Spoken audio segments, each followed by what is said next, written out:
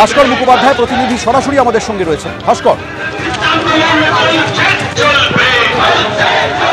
দেখো, এই মুহূর্তে সুকান্ত মজুমদার সংবিধান রক্ষা যাত্রা সেটা শুরু করেছেন রামপুরহাটে পুরসভার সামনে থেকে এই যাত্রা শুরু হয়েছে এবং এটি চলবে রামপুরহাটে কামারপট্টি মোড় পর্যন্ত এবং সেখানে একটি স্ট্রিট কর্নার করার কথা রয়েছে। এখানে সুকান্ত মজুমদারের সঙ্গে রয়েছেন সাধারণ সম্পাদক জগন্নাথ চট্টোপাধ্যায়, বীরভূম সাংগঠনিক জেলা সভাপতি ধ্রুব সাহা সহ প্রত্যেকে, এবং বিশাল মিছিল, সেই মিছিল শুরু হয়েছে। এই মিছিল শুরু হওয়ার কথা প্রায় আধ ঘন্টা আগে থাকলেও বেশ কিছুটা লেট হয় এবং তারপরে মিছিল শুরু হয়েছে এবং এই মিছিল রাস্তা দিয়ে রামপুরহাট শহর প্রায় পুরো শহরই ঘুরে কামারপট্টি মোড়ে গিয়ে শেষ হবে এবং সেখানে একটি স্ট্রিট কর্নার রয়েছে। সেখান থেকে সুকান্ত মজুমদার তার এবং অন্যান্য বিজেপি নেতারা তাদের বক্তব্য রাখবেন। সুকান্ত মজুমদার যেটা জানাচ্ছেন যে পশ্চিমবঙ্গে সংবিধান আজকে মানা হচ্ছে না এবং সেই সংবিধান রক্ষার জন্যই তারা এই যাত্রা শুরু করেছেন। মানুষের কাছে তুলে ধরতে চাইছেন যে এখানে কোনো শাসন ব্যবস্থা নেই, এখানে মানুষের নিরাপত্তা নেই, সাধারণ মানুষের বিশেষ করে মহিলাদের কোনো নিরাপত্তা নেই এবং সেই বিষয়টা তাদের তুলে ধরা হচ্ছে তাদের মেন উদ্দেশ্য। আমরা এই মুহূর্তে তার সঙ্গে কথা বলার চেষ্টা করব।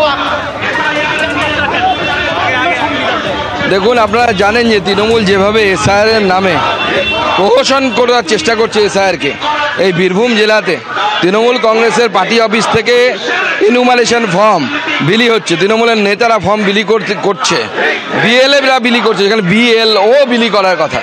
তার বিরুদ্ধে ভারতীয় জনতা পার্টির এই আন্দোলন চলছে, ভারতীয় জনতা পার্টির এই প্রতিবাদ যাত্রা চলছে। মুখ্যমন্ত্রী আমার সংবিধান মানে নাকি? মুখ্যমন্ত্রী সংবিধান মানে না, কিচ্ছু মানে না।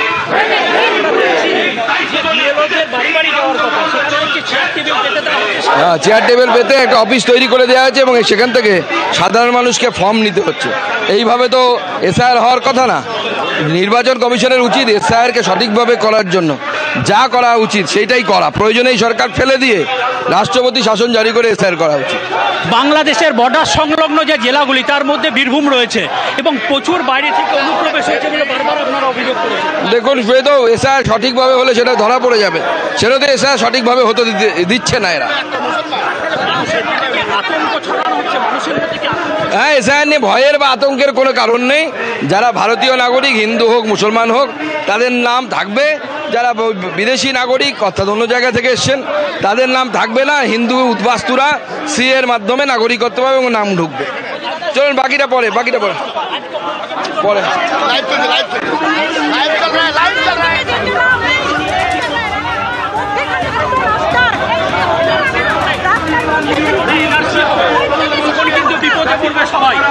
কে বলেছে?